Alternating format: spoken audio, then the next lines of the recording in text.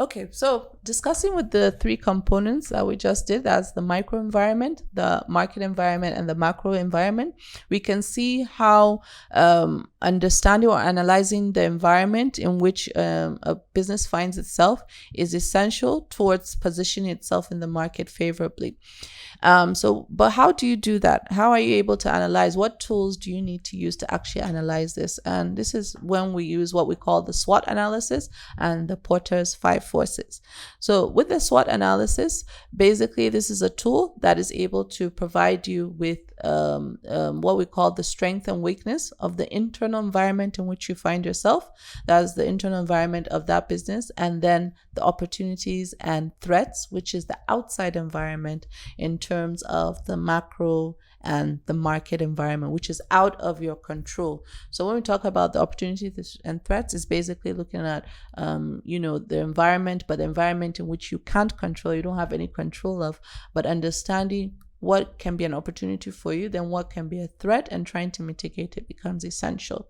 Now, with the strengths and weaknesses, if you're looking at the internal environment, which is the microenvironment here, we're looking at again, the 5 P's that we talked about: the product, the promotion, the place, the personnel, and at the end, and the price. And once you're able to look at the strengths and weaknesses within all the confines of these 5 components, and the strategy that you're going to use for each one, and understanding what strengths you have in terms of the product, for example. So for example, we're talking about the product, and understanding the strength that you have in terms of how you design your product, or the quality of your product, or the packaging of your product compared to your competition, goes a long way in providing you with that, or knowing how to position yourself. But then more importantly, understanding your weaknesses in terms of the resources that you have available, and then your level of capabilities compared to your competition, is essential towards trying to see how you can improve on that. Because remember, if you talk about strengths and weaknesses, is within the control of what you can do. So although it's limited due to limited resources, but it's something that you can work on. So knowing that is essential. Then you have, of course, the opportunities and threats, as I mentioned earlier, and this is looking at both the market environment and the macro environment. And it's essential that you're able to identify what opportunities are available in terms, again, when you talk about the marketing environment, remember we talked about the suppliers, we talked about the distributors, we talked about the consumers.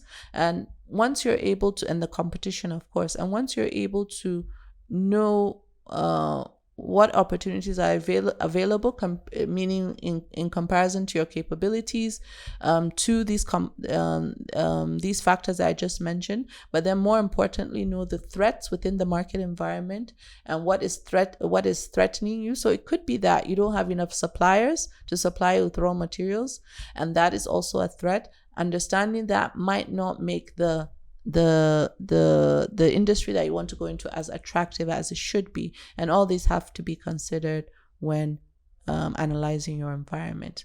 So SWOT analysis basically is to look at both ends, both the internal and the external environment. Now, Porter's 5 forces, it mainly focuses on the market environment, and that's what I love about Porter's 5 forces, is that, as I explained to you, if you can recall one of my videos, I explained to you about Dangote and having different business lines. Now, with understanding that that you can have different business lines, or you can work in different industries, helps us to know that each industry is dynamic and different in itself, and the characteristics of that industry differentiates from others. So automatically that means that you'd have to have different strategies when it comes to the 5 Ps. So with that, but how do you know which strategy to adapt? It goes back to analyzing that market environment. And that's what Porter's 5 forces does, which SWOT analysis can't do, and which even PESTLE analysis can't do, is that Porter's 5 forces is able to look at certain market factors or components, and the characteristics or the dynamics of those components. So what are these components? We have the competitive rivalry, we have supplier power, we have buyer power, then threat of substitution, and then the threat of new entry. Now, for any industry that exists, these 5 components determine the level of attractiveness of that industry. And when you talk about the competitive rivalry, is looking at the level of competition that exists within that industry and how healthy or how unhealthy it is in line with your position within that industry. So you can imagine if you're a leader of that industry, if the competitive rivalry is high, meaning there's a lot of competition that goes on, but you're number one, of course, that's to your advantage. But then it can also be to your disadvantage, because what that means is that someone could come one day and take over the competition, and meaning being the industry leader within the industry that you find yourself. So someone sees that as a risk in itself, knowing that one day one can be taken over. But there's some industries whereby once you enter, once you play your cards right, it becomes difficult for competition to get into. But it's essential that we understand with Porter's 5 forces, the whole point of the analysis is for businesses that are trying to enter into an industry to look at how attractive that industry is. So when you're looking at competitive rivalry from someone entering newly, is how healthy is the competition there, meaning how competitive is it, and do I have a chance to climb the ladder in that competition, or is it very fierce and hard for me to climb? And then that will help you make your decision. Now, the supplier power here looks at the level of supplying of particular raw materials that is needed within that industry and the availability of that supply. But then more importantly, the availability of those that need to supply you and how willing they are to supply you with that. And also the how available in terms of numbers. So you could have someone that has the supply of a particular raw materials, but if you only have 1 or 2 persons, that could be dangerous for the sustainability of your business. How available or readily available is that? Now, I always give the story of the soap making industry. If you notice, I always tell my students that you tend to notice that there are a lot of what you call liquid soaps you can find in the supermarkets, and you find like maybe I would say like more than 1,000 different brands, whether they're NAFDAC approved or not, I'm not sure, but you tend to find different brands.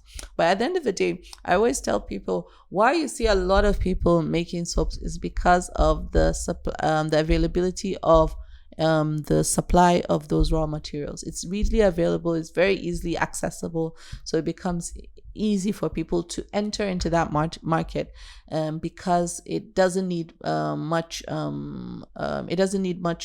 what we call capital to start off the business. So with that, it becomes much more easy for them. But in terms of the supply of those raw materials are readily available. And these are things that businesses have to look into before entering an industry to know how attractive that industry is.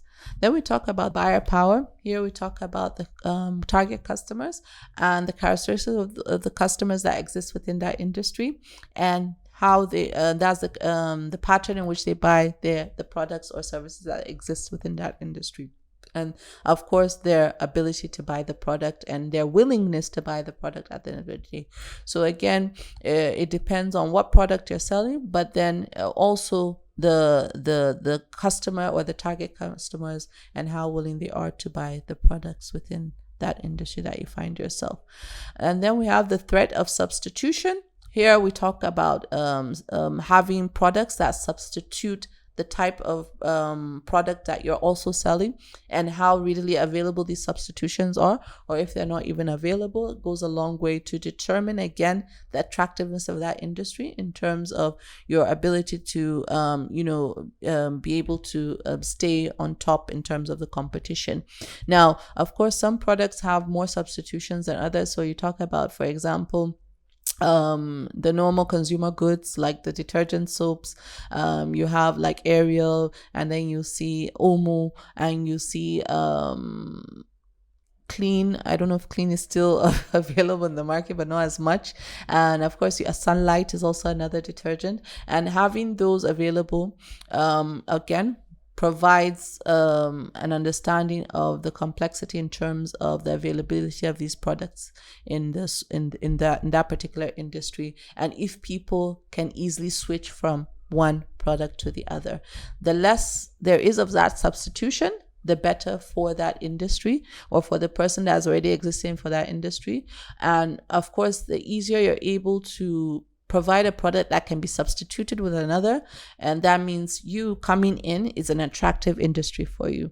But of course, we know, especially when you talk about products that are more advanced in technology, that becomes much more difficult for you to substitute in terms of that. So for example, the mobile industry, we see how we only have a few brands when you talk about the mobile industry, and this of course is because of the level of technology that is needed in terms of that, and how it's hard to substitute. I can agree nowadays it's becoming much more easier to substitute, because we see how China is going into basically what we call imitating phones. That was what we call imitation nowadays. And even the level of nowadays or businesses or organizations are able to measure the level of imitation, or how easy it is to imitate their products, and that also determines if they're willing to, or if a product is attractive for them to actually sell in the market or not. So again, the threat of substitution also affects the level of attractiveness of that